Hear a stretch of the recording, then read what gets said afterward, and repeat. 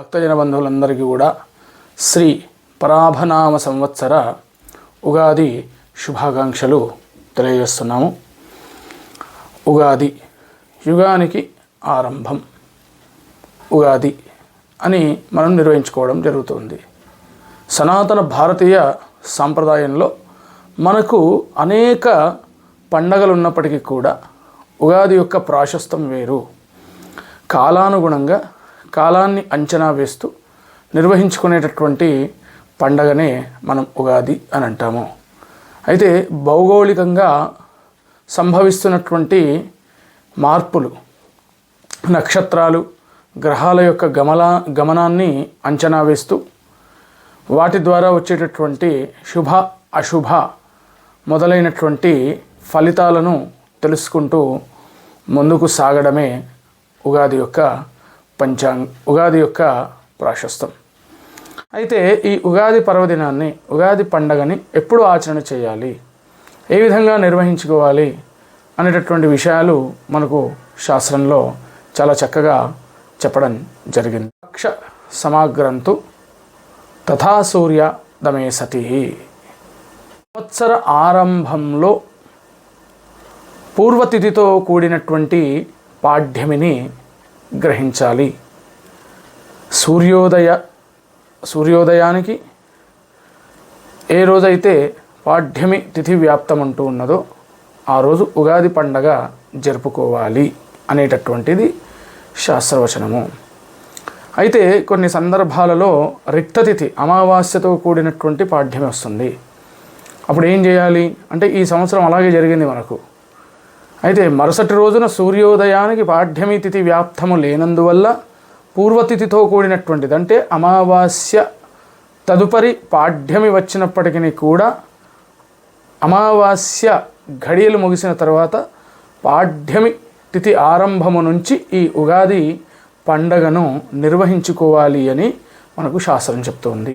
ప్రతి సంవత్సరంలో ఆరంభ దినము, మాసములలో చైత్రమాసము, పక్షములలో శుక్లపక్షము, తిథులలో పాడ్యమి, ఋతువులలో వసంత ఋతువుతో కూడినటువంటి దినాన్ని మనకు ఉగాది పండగ ఆచరణ చెయ్యాలి అని మనకు శాస్త్రము చెప్తూ ఉన్నది.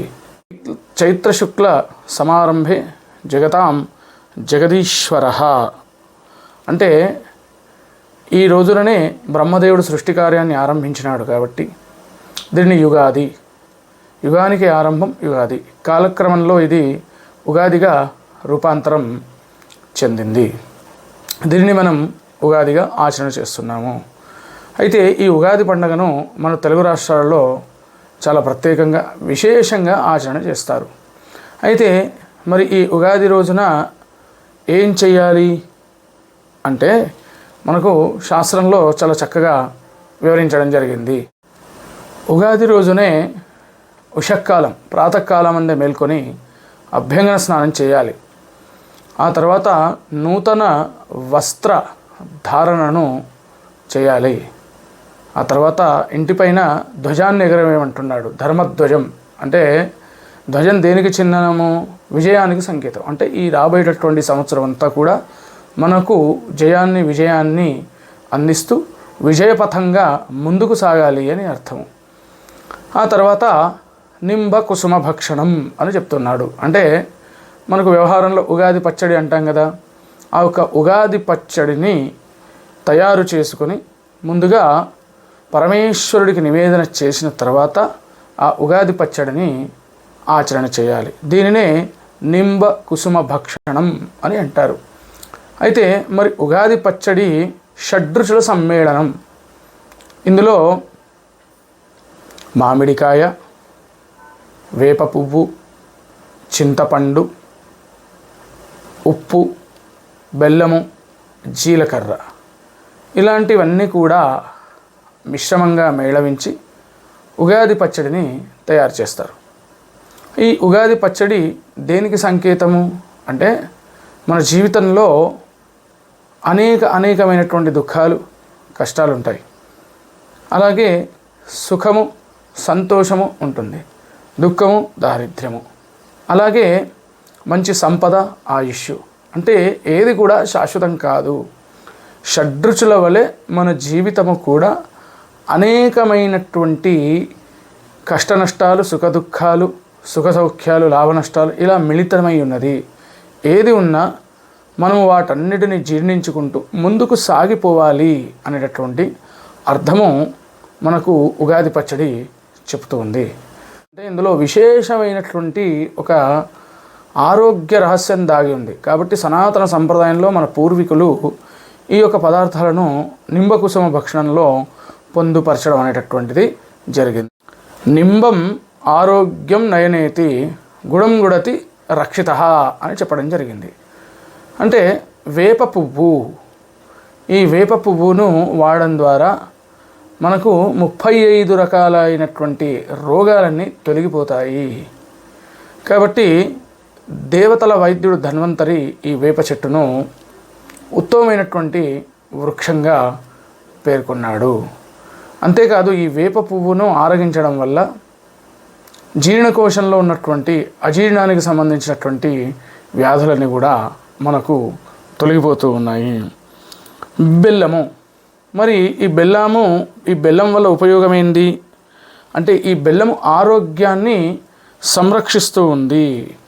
కాబట్టి ఈ బెల్లాన్ని ఉపయోగిస్తూ లవణం లూనాతి వాతం జాఢ్యం వా అంటే ఉప్పు బుద్ధి మాన్యాన్ని హరించి వేస్తుంది. అంతేకాదు శరీరంలో ఉన్నటువంటి వాతాన్ని కూడా హరించి వేస్తుంది. కాబట్టి ఈ ఉప్పును ఉగాది పచ్చడిలో చేర్చడం జరిగింది. సహస్రవేది సహస్రరోగాన్ వింద్యతే ఇది. చింతపండు క్యాన్సర్ రోగానికి విరుడుగా పనిచేస్తుంది. అంతేకాదు చింతపండు ద్వారా అనేకమైనటువంటి రోగాలను కూడా నయం చేయవచ్చు. జీకరః జీర్యంతే అన్నం వా ననేతి సహకారయతి సహకారయతే స్మేళయితి శ్రీపుంసవాన్. జీలకర్ర అజీర్ణాన్ని హరించి వేస్తుంది. అయితే మామిడికాయ వడదెబ్బ నుంచి, ఇప్పుడు రాబోయేది మనకు వేసవి కాలం కాబట్టి ఈ వడదెబ్బ తగలకుండా మామిడికాయ సంరక్షిస్తూ ఉంటుంది. అంతేకాకుండా ఎండాకాలంలో వచ్చేటటువంటి వ్యాధులు, రక్తస్రావాలు ఇత్యాదివన్నీ కూడా హరించి వేస్తుంది. కాబట్టి వీటన్నిటినీ మేళవించి ఉగాది పచ్చడిగా స్వీకరించడం జరుగుతుంది. మరి ఉగాది రోజున ప్రపాదానము చెయ్యాలి అని మనకు శాస్త్రం చెప్తున్నది. ప్రపాదానం అంటే నీళ్లు అని అర్థము. అందుకే మనకు ఈ చలివేంద్రాలు కూడా ఇప్పటి నుంచే ప్రారంభించడం జరుగుతుంది. అంటే ఒక తిథిర్వారంచ నక్షత్రం యోగకరణం ఏవచ పంచాంగ